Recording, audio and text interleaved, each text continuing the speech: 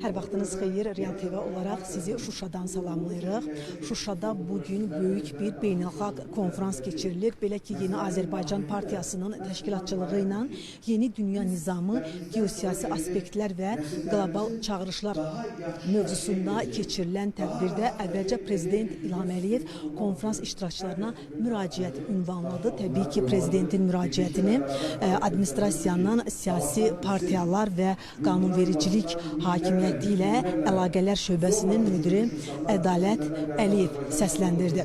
Qeyd olundu ki, Milli Qurtuluş günü və Şuşa bəyannaməsinin imzalanmasının 4-cü ildönümü ilə həsr olunan bu beynəlxalq tədbirdə tərəfdaş ölkələrin nümayəndələri iştirak edirlər. Təbii ki, burada söhbət Türkiyədən, Şimali Kipr Cumhuriyyətindən, daha sonra Qazaxıstan, Özbəkistan və digər ölkələrdən gedir. Qeyd edim ki, böyük bir tədbir əslində 3 paneldən ibarət olan mövzunu müzakirə edəcək. Hal-hazırda biz birinci panelin müzakirələrini dinlədik və qeyd etdiyimiz kimi yeni dünya nizamı, çağırışlar mövzusunda bütün məsələlər burada yer aldı.